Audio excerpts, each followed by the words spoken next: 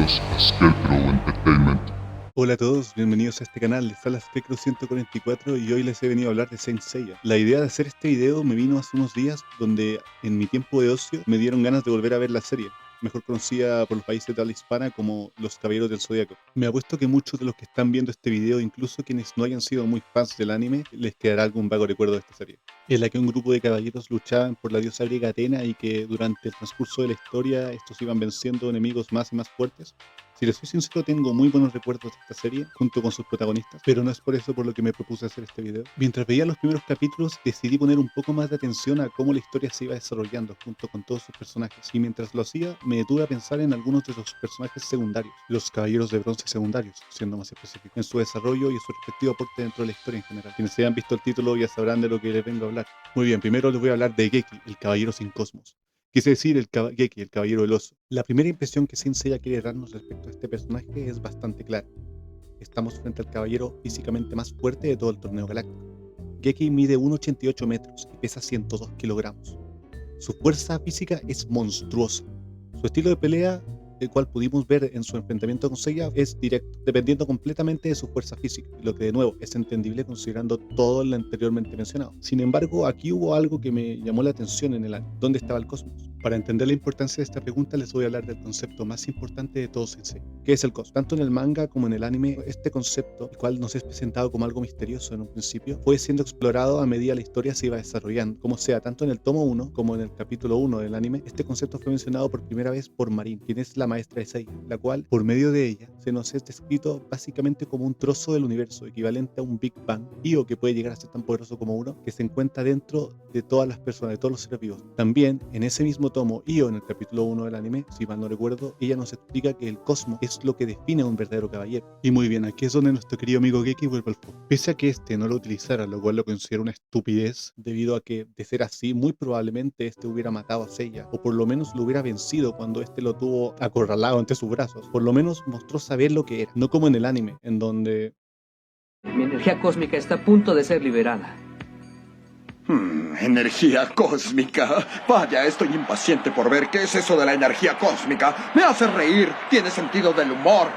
En fin, tras ver este enfrentamiento no pude evitar preguntarme qué diferencia realmente hay entre Geki y Cassius, porque si le quitamos la armadura, para con este personaje no puedo evitar preguntarme cuál es la diferencia hay, qué diferencia hay, cuál es la diferencia real entre Geki y Cassius, que nos indique que Geki es superior. De nuevo, exceptuando por la armadura, de seguro alguno dirá en un intento por encontrar algo que lo ayude a destacar, que él podría matar osos con sus propias manos, lo que es increíble, pero por lo menos en el manga también se nos es dicho que Cassius era conocido por despedazar con sus propias manos a un gran número de personas. Y sí, sé que si nos detenemos en tecnicismos, alguno podría decir que un oso es mucho más fuerte que una persona normal, lo que al menos en nuestro mundo es claramente cierto, pero el problema es que las personas a quienes Cassius despedazó no eran personas comunes y corrientes, sino aspirantes a caballero, de entre las cuales seguramente todos o la mayoría fueron sometidos a un entrenamiento mortal e inhumano, a quienes no haya podido convencer o al menos intrigar con mi pregunta, lo cual esto último es lo que pretendo lograr con este video, al menos entretenerlos un poco. Para mí la única diferencia destacable desde cierto punto sería que uno tiene una armadura de Atena y el otro tiene su gimnasio improvisado en el santuario. Sin embargo, para mí esto no es el verdadero problema para con este personaje, aunque de ahí proviene, ni tampoco es que Geki perdiera en contra de Seiya. Después de todo, Seiya es uno de los protagonistas y no era plausible que este perdiera y quedara descalificado en su primer enfrentamiento en el torneo. Mi problema es que no parece que Geki realmente hubiera perdido porque descubrieran sus límites, sino que perdió porque la historia necesitaba que Seiya se viera fuerte. Nunca supimos cuáles eran sus técnicas, o la más poderosa, siquiera si tenía técnicas, maldición. Para con este Cassius, ¿qué acaso Shine y su maestro no les enseñaron nada? Además de mandarlos directo para el gimnasio, me refiero. Sí, tal vez tienen razón y estoy dejando que mis emociones me dominen. Muy seguramente en la isla del oso no había gimnasio y por ende Geki tuvo que llevar consigo sus mancuernas y reemplazar el resto de los ejercicios con matar a pobres osos, los cuales muy seguramente su único crimen fue andar por ahí en su isla. Nunca se nos dijo cuáles eran sus sueños, sus objetivos, en otras palabras, el por qué carajo se estaba peleando en el torneo, además de por la armadura que apostaría a todo minero que por su tamaño nunca se le iba a poder poner. Esto es lo trágico con Geki, nunca sabremos quién era realmente, más allá de ser otro tipo grande y musculoso. La verdad es que no los podría culpar, incluso si alguno poniéndose más crítico le pudiera resultar difícil ver a Geki como un personaje, en lugar de simplemente otra herramienta narrativa implementada con el fin de avanzar la historia que Kurumanos quería contar. Oigan, ¿por qué se van? ¿Qué piensan que hemos terminado? Por favor no se levanten, que apenas acabamos de comenzar. Aquí viene el personaje por el que principalmente quise hacer este video. Van, el caballero del león menor.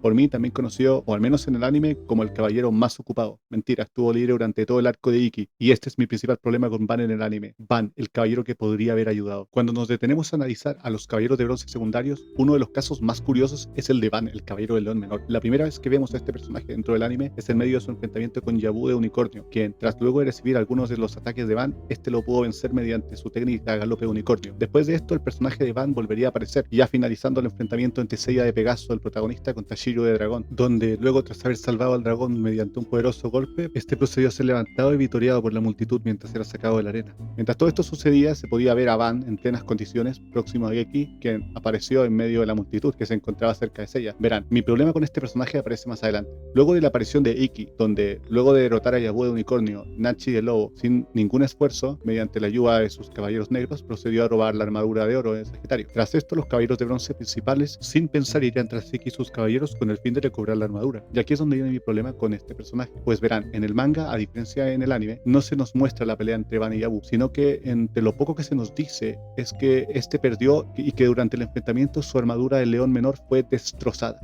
Esto no pasa en el anime, donde pese a que sí se nos muestra el enfrentamiento, también se nos muestra que pese a ser derrotados, su armadura permanece en condiciones. Lo que me lleva a la pregunta, ¿por qué este no ayudó a los caballeros principales a recuperar la armadura de oro? A diferencia de Yabu, este no había sido herido por Ikki. A diferencia de Nachi, su mente no había sido hecha pebre por la técnica de Ikki. A diferencia de Ichi y Geki, su armadura no había sido destruida. ¿Ya ven a lo que voy? Van estaba disponible. Si Geki fue desaprovechado, entonces lo de Van para mí es todavía más difícil de entender. Durante el conflicto con Ikki, ¿dónde estaba Van? Porque revisando nuevamente la serie, Van no estaba inconsciente, no había perdido su armadura y no estaba gravemente herido. Entonces, ¿por qué no hizo absolutamente nada? Es como si Kuruma prácticamente fuera y le hubiera dicho, oye Van, tú espérate aquí que los protagonistas están trabajando. Es como si hubiera sido uno de esos momentos en que la lógica del guión superó la lógica del mundo. Y aquí quiero dejar algo claro, no estoy diciendo que Van hubiera sido capaz de vencer a Ikki en un combate limpio y que por eso me habría gustado que hubiera participado, porque de hecho lo más probable es que no hubiera sido capaz de vencer a los 4 caballeros negros principales.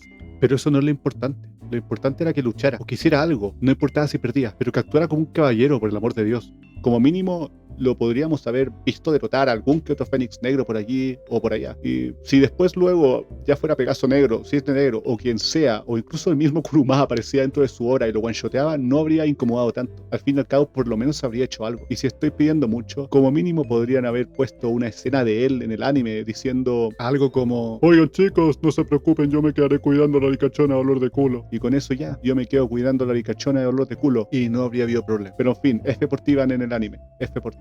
Muy bien, ahora seguimos con Yabu de Unicornio. Con Yabu, a mi parecer, es un caso completamente distinto al de Geki y Van, o a cualquiera de los demás caballeros de bronce secundarios, porque a diferencia de ellos, Yabu parecía tener un futuro dentro de la historia. Con Yabu como personaje, él sí tenía una personalidad propia, así como también vínculos un poco más desarrollados con otros personajes. Desde el primer momento en el que le vemos interactuar con Seiya, enseguida tanto el manga como el anime proceden a mostrarnos que hay una rivalidad latente entre ambos. Yabu, a los pocos momentos de reunirse con Seiya, este procede a desafiarle y a provocarle, como en un intento de demostrar que él es mejor. Recuerdo que la primera vez que vi esta rivalidad en el anime me gustó mucho esa alusión que intentó hacerse con respecto a las constelaciones de Unicornio y Pegaso.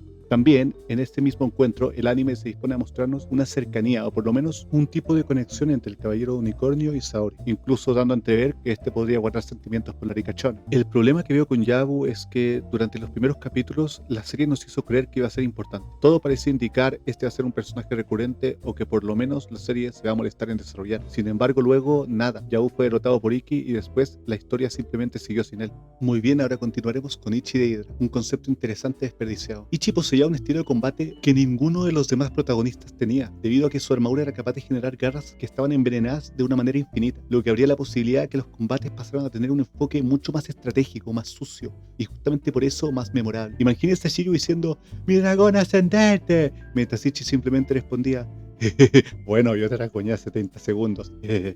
No, bueno, ya. Pero hablando en serio, no solo su estilo de combate y su armadura eran únicos. Para mí, con las pocas apariciones que tuvo, incluso su personalidad parecía distinta.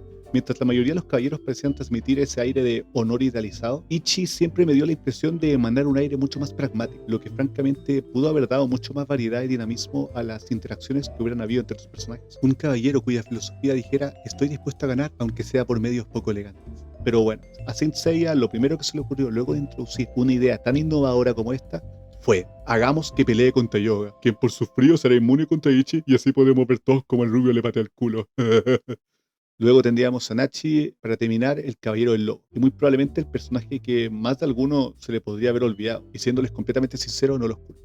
Porque cuando me puse a investigar para este video, me hice una pregunta muy simple: ¿quién era Nachi? Y cuanto más buscaba, menos respuestas encontraba. Aquí empieza la lista. No conocemos realmente su estilo de combate, no conocemos cuáles eran sus objetivos, no conocemos su evolución, no conocemos prácticamente nada sobre él, y lo más curioso, ni siquiera recuerdo haberlo visto utilizar una técnica propia, que se enfocaran directamente en él. Me refiero, ayudó a salvar a Saori al final de la saga del santuario, pero no lo mostraron enfocándose en él o en ninguno de los caballeros de bronce. Prácticamente conocemos más de su armadura, de hecho, que de él. ¡Puños de acero! Bueno, en fin.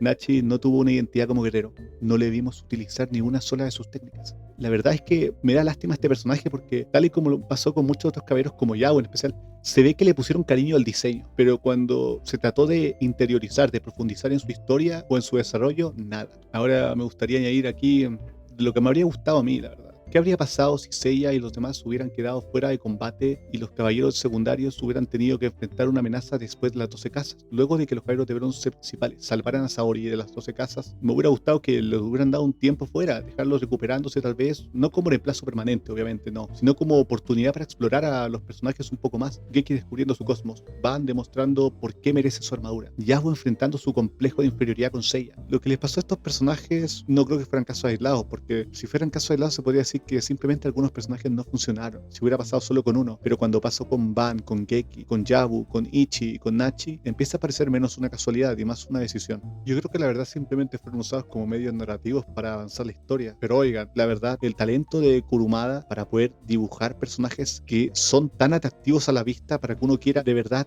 verlos, conocerlos más, pero por desgracia ese nunca fue su objetivo. Aunque insisto, con Yabu tal vez ese sí lo fue, pero cambié de opinión al final, último minuto, quién sabe. Antes de terminar este video quiero dejarla con claro: todo lo que les acabo de comentar en este video viene desde el inmenso cariño que le tengo a Saint Seiya. Si fui capaz de notar estos detalles fue precisamente porque esta serie marcó mi infancia, como también muy seguramente la de muchos de ustedes que estén ahora viendo este video.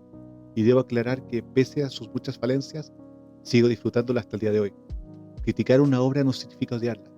De hecho, muchas veces significa que nos importa lo suficiente como para preguntarnos lo que pudo haber sido.